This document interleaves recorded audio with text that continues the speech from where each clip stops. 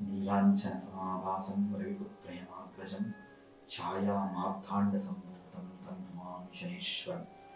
ಓಂ ಶಂ ಶನೀಶ್ವರಾಯ ನಮಃ. ಶಕ್ತಿ ಸ್ವರೂಪಿಯಾಗಿರ್ತಕ್ಕಂಥ ಶನೀಶ್ವರ ತಮ್ಮೆಲ್ಲರಿಗೂ ಆಯುಸ್ಸು ಆರೋಗ್ಯ ಯಶಸ್ಸನ್ನು ಕೊಡಲಿ ಅಂತ ತಾಯಿ ಪ್ರತ್ಯಂಗಿರಾದೇವಿ ತನ್ನ ಮನೆಯಲ್ಲಿ ಧಾನ್ಯಗಳನ್ನು ತುಂಬಿಸಲಿ ಅಂತ ಮನಸ್ಫೂರ್ತಿಯಾಗಿ ಕೇಳ್ಕೊಳ್ತೇನೆ. ಈ ಬಾರಿಯ ಮೇಷರಾಶಿಯ ಭವಿಷ್ಯ ಅತ್ಯಂತ ಕಠೋರವಾಗಿ, ಅತ್ಯಂತ ಉಗ್ರವಾಗಿ, ಅತ್ಯಂತ ಸಂಕಷ್ಟಗಳಿಂದ ಕೂಡಿರ್ತಕ್ಕಂತಹ ದಿನಗಳನ್ನ ಎದುರಿಸ್ತಕ್ಕಂಥ ಸಂದರ್ಭ. ಶನೇಶ್ವರ ಇದೇ ಮಾರ್ಚ್ 29 ಮೀನರಾಶಿಯನ್ನು ಪ್ರವೇಶವನ್ನು ಮಾಡ್ತಾ ಇದ್ದಾನೆ. ಹೀಗಾಗಿ ಆ ಶನೇಶ್ವರನ ಮೀನರಾಶಿಯನ್ನು ಪ್ರವೇಶವನ್ನು ಮಾಡ್ತಾ ಇರೋದ್ರಿಂದ ಮೀನರಾಶಿ ಹಿಂಭಾಗದಲ್ಲಿರ್ತಕ್ಕಂಥ ಕುಂಭರಾಶಿ, ಮೀನರಾಶಿ ಮುಂಭಾಗದಲ್ಲಿರ್ತಕ್ಕಂಥ ಮೇಷರಾಶಿಗೆ ಸಾಡೆ ಸಾತಿ ಪ್ರಾರಂಭವಾಗ್ತಾ ಇದೆ ಅಂತ ತಾವೆಲ್ಲರೂ ಕೇಳುತ್ತೆ. ಈ ಸಾಡೆ ಸಾತಿ ಪ್ರಾರಂಭ ಆಯ್ತು ಅಂತಂದ್ರೆ ಅಂತಹ ಸಂದರ್ಭದಲ್ಲಿ ಏನಾದರೂ ನಿಮಗೆ ಗುರುಬಲ ಇಲ್ಲ ಅಂದ್ರೆ ದೊಡ್ಡ ದೊಡ್ಡ ಮಟ್ಟದ ಸಂಕಷ್ಟಗಳನ್ನು ಎದುರಿಸಬೇಕಾಗ್ತದೆ. ನಿಮ್ಮ ನೀವೇ ಪರೀಕ್ಷೆಯನ್ನು ಮಾಡಿಕೊಳ್ಳಿ. ಇನ್ನು ಕೆಲವೇ ದಿನಗಳಲ್ಲಿ ನಾನು ಹಣಕಾಸಿನ ಸಮಸ್ಯೆಯನ್ನು ಎದುರಿಸ್ತೀನಿ ಅಂತ ನಿಮಗೆ ಅನಿಸ್ತಾ ಇದೆ. ಇನ್ನು ಕೆಲವೇ ದಿನಗಳಲ್ಲಿ ದೊಡ್ಡ ಮಟ್ಟದ ಆರ್ಥಿಕ ಗಂಡಾಂತರಗಳನ್ನು ಎದುರಿಸ್ತಾ ಇದೆ ಅಂತ ನಿಮಗೆ ಅನಿಸ್ತಾ ಇದೆ. ಇನ್ನು ಕೆಲವೇ ದಿನಗಳಲ್ಲಿ ಕೌಟುಂಬಿಕ ಸಮಸ್ಯೆಗಳಿಂದ ನಾನು ಬಳಲಬಹುದು ಅಂತ ನಿಮ್ಗೆ ಅನಿಸ್ತಾ ಇದೆ. ಇನ್ನು ಕೆಲವೇ ದಿನಗಳಲ್ಲಿ ಕೋರ್ಟು ಕಚೇರಿ ರಾಜ್ಯದ ಸಮಸ್ಯೆಗಳನ್ನು ಎದುರಿಸ್ತೀನಿ ಅಂತ ನಿಮ್ಗೆ ವೈಯಕ್ತಿಕವಾಗಿ ಅನುಭವಗಳಾಗ್ತಾ ಇದೆ. ಇನ್ನು ಕೆಲವೇ ದಿನಗಳಲ್ಲಿ ದೊಡ್ಡ ಮಟ್ಟದ ಸಾಲದ ಸಮಸ್ಯೆಗೆ ನಾನು ಸಿಗಾಕೊಳ್ತೀನಿ ಅಂತ ನಿಮ್ಗೆ ಅನಿಸ್ತಾ ಇದೆ.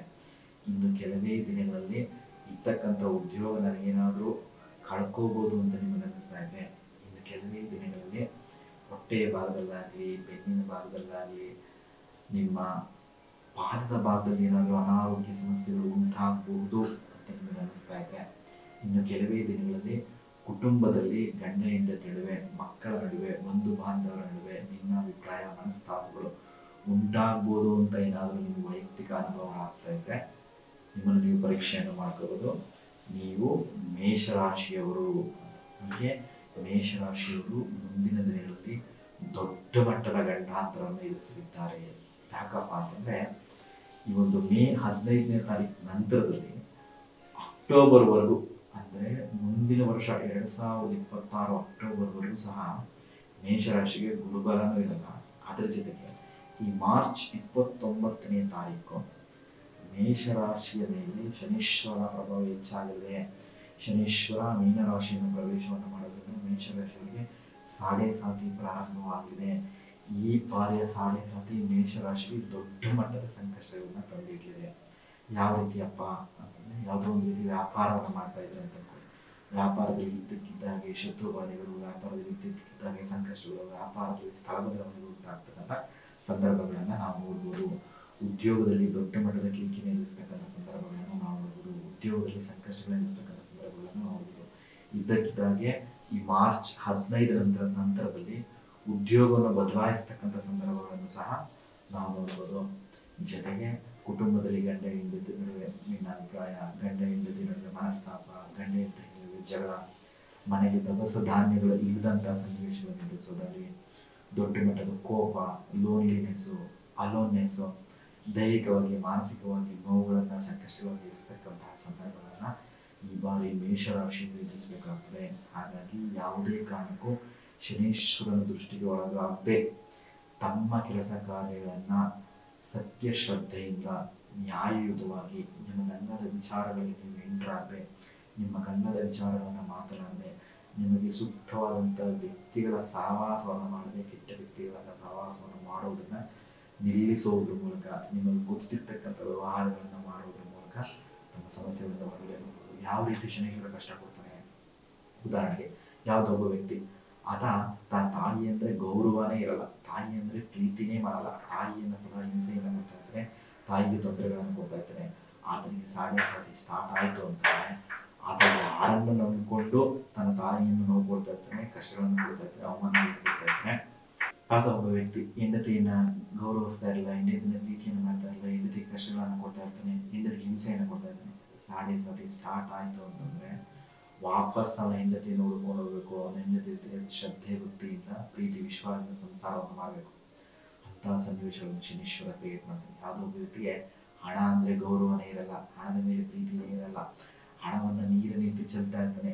ಜೂಜಾಟ ಮಾಡ್ಬೋದು, ದುಂದುವೆಚ್ಚಗಳನ್ನು ಮಾಡ್ಬೋದು, ಯಾವುದೋ ರೀತಿಯಲ್ಲಿ ಹಣವನ್ನು ಪೋಲು ಮಾಡ್ತಾ ಇದೆ ಅಂದರೆ ಸಾಡೆ ಸಾತಿ ಸ್ಟಾರ್ಟ್ ಆಯ್ತು ಅಂದರೆ ವಾಪಸ್ ಅವನು 10 ರೂಪಾಯಿ ಹುಡ್ಕೋಬೇಕು, ಜೋಬಲ್ಲಿ 10 ರೂಪಾಯಿ ಆಯ್ತಾ 100 ರೂಪಾಯಿ ಅಂತ ಹುಡ್ಕೋಬೇಕು, ದುಡ್ಡಿಗೋಸ್ಕರ ಬೀದಿ ಅಲಿಬೇಕು, ದುಡ್ಡಿಗೋಸ್ಕರ ಬೇಡಬೇಕು. ಅಂತಹ ಸಂದರ್ಭಗಳನ್ನು ಶನೀಶ್ವರ ತಂದಿರ್ತಾರೆ.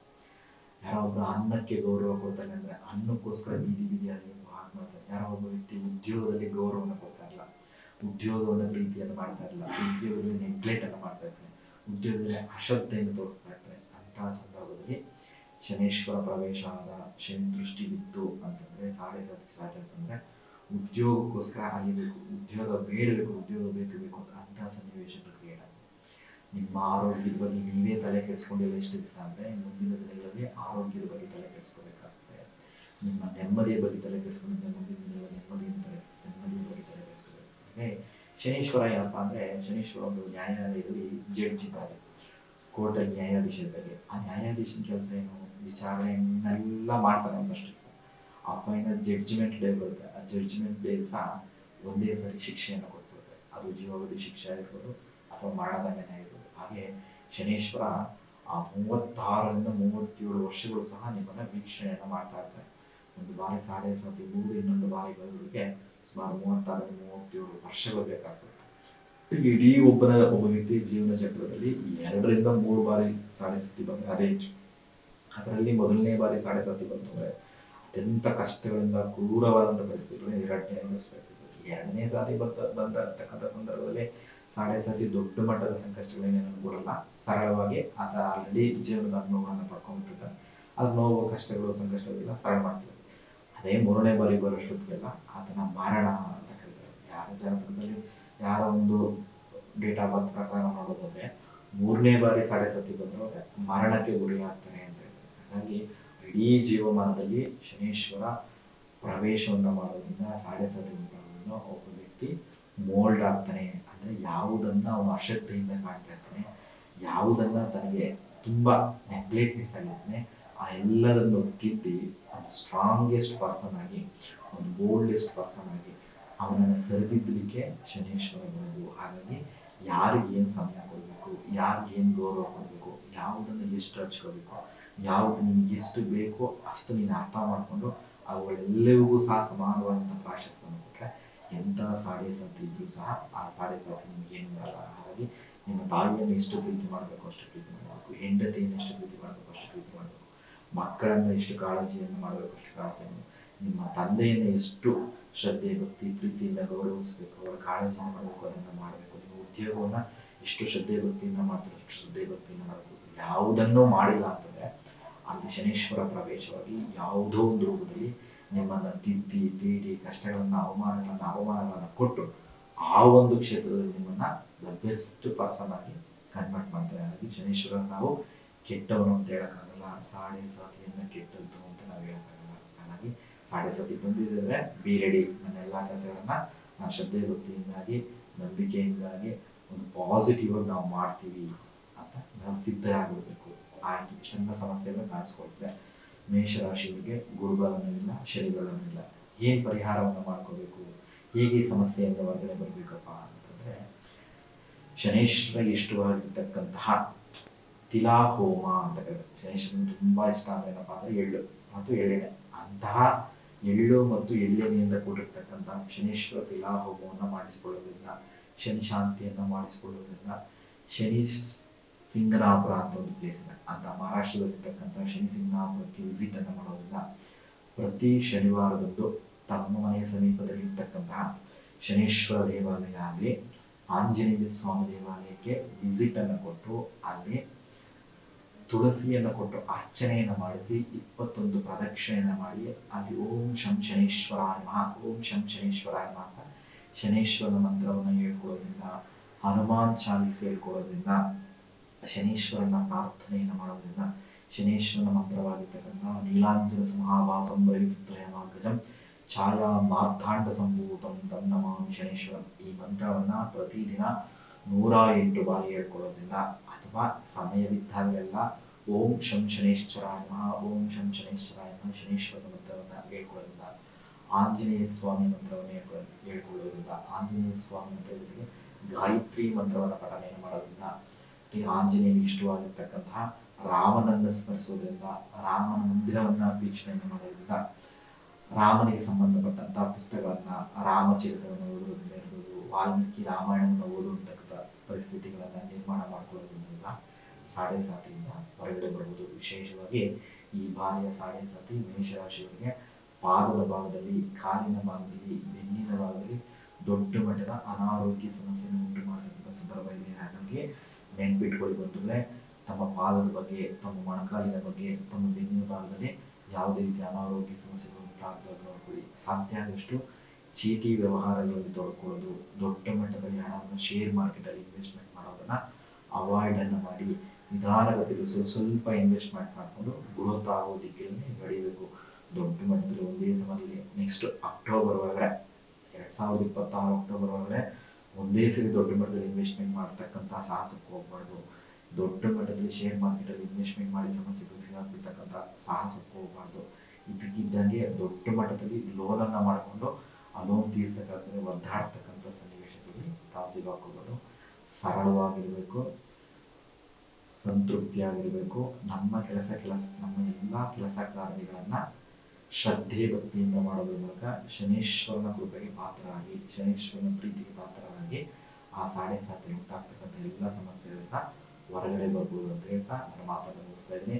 ನೆನ್ಪಿಟ್ಕೊಳ್ಳಿ ಮೇಷರಾಶಿಯವರೇ, ಯಾವುದೇ ಕಾರಣಕ್ಕೂ ಸಹ ವಯೋವೃದ್ಧರನ್ನ, ಜೊತೆಗೆ ಅಂಗವಿಕಲರನ್ನ, ಜೊತೆಗೆ ಮಕ್ಕಳನ್ನ ಹಿಂಸಿಸಬಾರದು. ವಯೋವೃದ್ಧರಿಗೆ ನೋವನ್ನು ಕೊಡಬಾರ್ದು, ಕೂಲಿ ಕಾರ್ಮಿಕರಿಗೆ ನೋವನ್ನು ಕೊಡಬಾರ್ದು.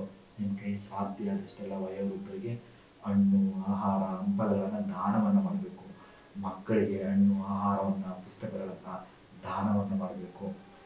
ತಮ್ಮ ಸಮಾಜದಲ್ಲಿ ಕೆಳಮಟ್ಟದಲ್ಲಿರ್ತಕ್ಕಂಥ ವ್ಯಕ್ತಿಗಳಿಗೆ ನಿಮ್ಮ ಕೈಲಾದಷ್ಟು ಸಹಕಾರವನ್ನು ಕೊಡಬೇಕು.